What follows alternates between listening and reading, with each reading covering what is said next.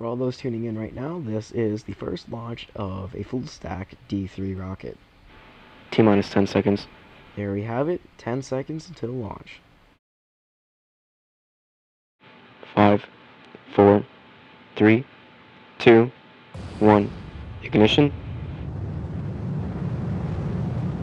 And liftoff. And off it goes into space.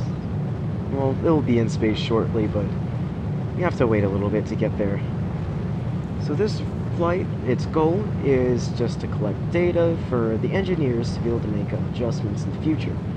Now I have been told that a propulsive landing might not be in the cards today, as it might not have enough fuel to complete that. And luckily they installed parachutes on the booster to account for that. Since we do plan on recovering this booster and putting it on display at the Space Center next to the first booster, we will have to construct a boat to do that. We don't have a boat yet. We need one. It's very sad.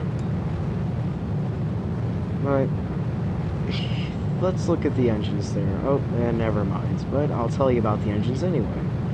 As you can tell by the exhaust color, they are Methalox fueled engines, and very closely based off of fellow space company SpaceX's Raptor engines, with them being full flow stage combustion. Now, they might not produce as enough, like the same amount of thrust, or be as big, but they're still operating on the same principles. And let's go over the screen real quick. Let's just kind of know what's what. On the top left side, like top left corner, there's the end. That's the cam that's selected. The one highlighted in blue is the current selected camera. And on to the right is the flight data sheet, which tells you basically everything you need to know. Mach 1. And as you can see there, it's also reading Mach 1 on the flight data. So they're not far off. In fact, it's over Mach 1 now, if that's to be believed. Then again, this is operating off of an entirely different flight computer than our other rockets, so it might be off by a little bit, but does that really matter right now? Not really. Then again, it could just be a broadcasting issue if it's wrong, and the telemetry data on the computer could be 100% flawless, hopefully.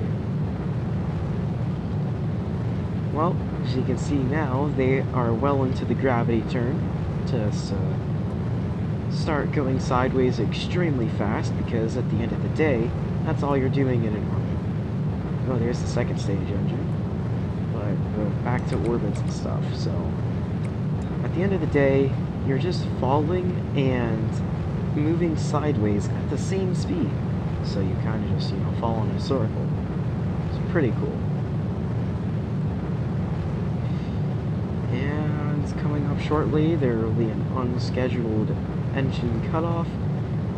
I don't know why it does it, but it happened at the simulations I was told. And that's all there is to it. It'll cut off shortly whenever the apoapsis gets to 100 kilometers, which is the target orbit height, although it will probably go a little above that. As you can see, the rocket is starting to tip over even more now, to start hopefully burning to get the actual hump flattened out to more of a curve for a more efficient orbit injection burn. And here is the throttle down. Again, there is no call out for this one, as it is not technically planned. The engine should be starting back up soon, is what I've been told through the people who've run the simulations. And there we have it. Engines are back up, and they'll only be on low throttle until shortly. It should be shutting off very soon. First stage cutoff. And I was pretty close. Stage separation. Wow, they didn't even switch the camera for this? Oh, now they do. Alright. Whoa, that looks really nice. That actually, wow. I love that view. Nothing never can go wrong with the staging view. And they'll do a short burn here real quick. Won't be that long, but we'll have to go into a little bit of a break for the coast phase, since I don't think you want to sit around watching a rocket wait. So, when we come back, the left side of the screen will be the second stage, and the right side of the screen will be the booster coming back down. And go grab some popcorn or something, sit back, relax, as we go into the coast phase.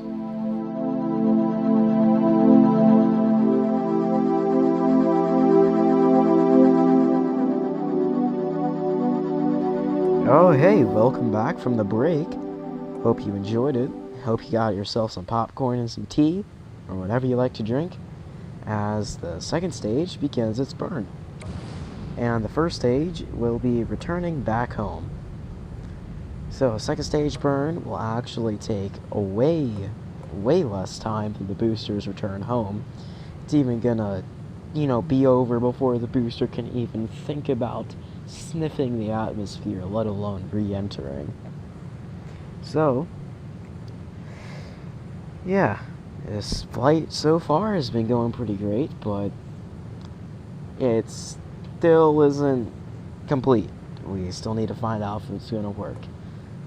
And everybody seems to have brought a thing of peanuts, which is a good old fellow space company NASA tradition with doing a flight. And every time someone's brought a thing of peanuts, it's been successful, so I hope this will be successful too. And in fact, I hope you brought some peanuts. I know that's a really good snack, so I definitely have some right now. And the second stage should actually almost be done with its burn now. See what I mean by it doesn't take that long to get into orbit? Actually, I don't think I said that yet. But anyway, see what I mean when I say it takes not that long of a time to get into orbit? Yeah, this is what I mean. It's pretty quick, and in fact, I think it should be shutting off right about now. Second stage cut off. Nominal orbit insertion.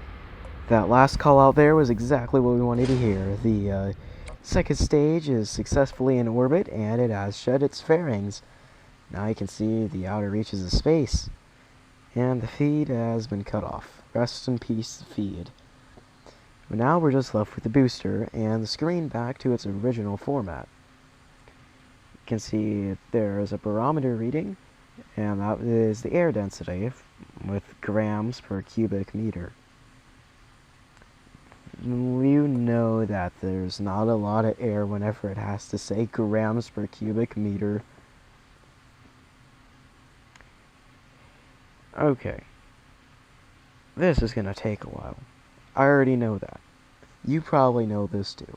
So, why don't you just, head over to the kitchen, get like a thing of popcorn or something, and refill the drink you had earlier, and just sit back and relax. But atmosphere should be within reach shortly. I don't think that telemetry is completely accurate there with the whole, that.